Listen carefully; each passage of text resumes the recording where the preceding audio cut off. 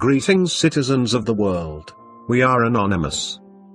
Contrary to what you may believe, life as you know it is a lie. Your society is a cage, your jobs are voluntary slavery. The television you watch is designed to keep you incapable of critical thought, and the very freedom and democracy your leaders claim to stand for is nothing more than an illusion. Under the guise of morality, your government sells weapons to the very countries that they claim to protect you from, lining their pockets with the spoils of war, billions made by the death of millions. They continue to invest in a flawed system that supports a dying economy, creating poverty and crime. They create laws and legislations that contradict our Constitution and take away our right to be a free-thinking member of the human race, and you are too blinded by the culture they have created for you to take any real notice or make any real change. Anonymous is not blind. Anonymous has seen everything. For years we have been a force for good on this battlefield, fighting for our basic rights as the dominant species of this planet, protesting in peace, spreading the truth, a bloodless conflict. But now it appears that the day we have been waiting for is at last upon us, and the time to act is now. The Western government talks of a new world order. They build their FEMA concentration camps ready to detain thousands of Americans without trial for speaking out against corruption. They move to censor the internet, the one place freedom of speech truly exists, taking away our right to learn. They weaken our democracy every day, tightening their grip until they have complete control, and these actions are confirming the fears of the Zionist enemy, forcing their hands and bringing us ever closer to nuclear extinction. And yet you occupy public places in peaceful protests, while others even choose to do nothing. Doing nothing in this crucial year is dangerous. If the recent defeat of SOPO at the hands of Anonymous has taught us anything, it's that, yes, it is time for a new world order, but it is a new world order of the people, not the government. Gone are the times you can sit and watch from the sidelines. Gone are the times you could live in ignorance. Now is the time to fight. We have the tools to build a whole new system where corruption will be wiped clean. Leaders will have the best interests of the people, and you, the West, will have your first taste of true freedom. It is not too late to act, but time is short. Living behind closed eyes is not an option anymore, because they will draw first blood. They do not have the capability to fight real people power. We must unite. And we must take action.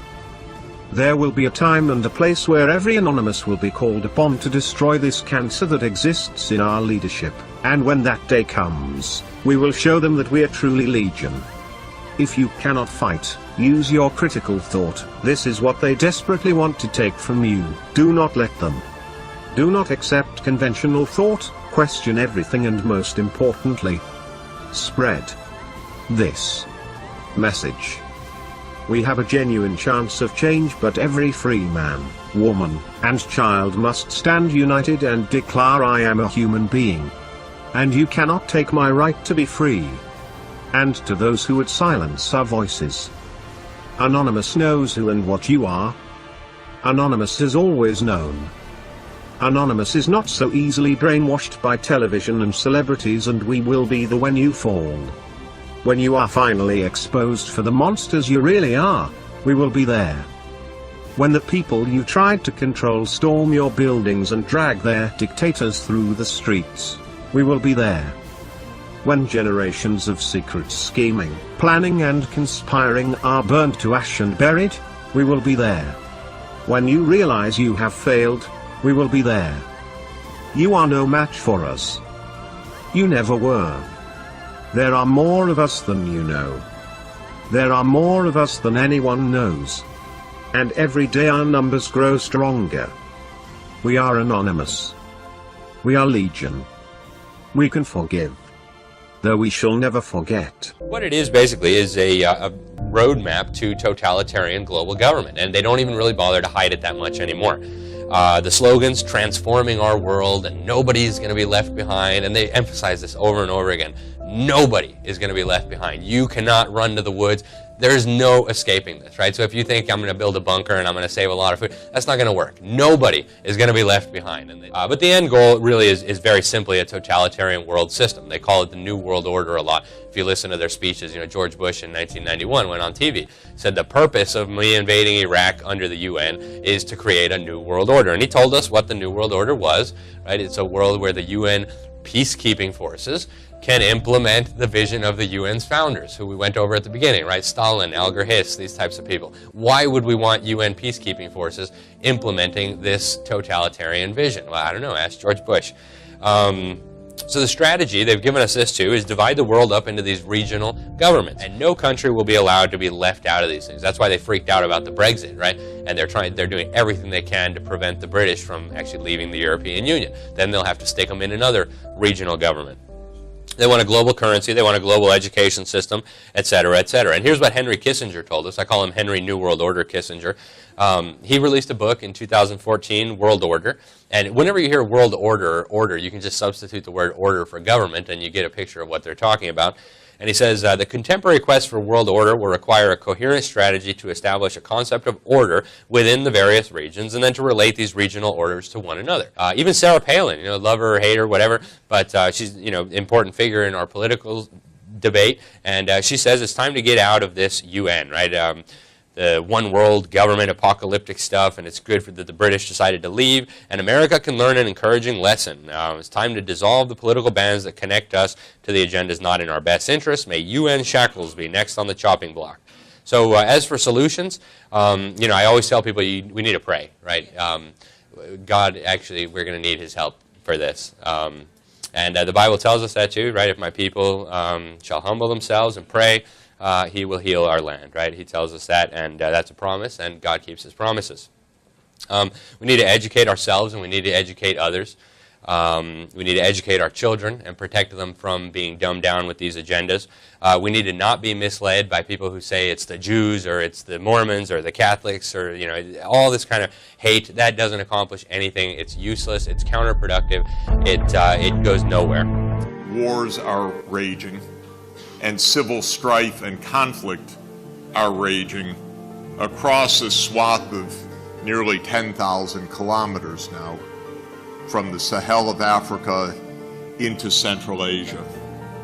And there is an alarm of a world that seems to be spinning out of control.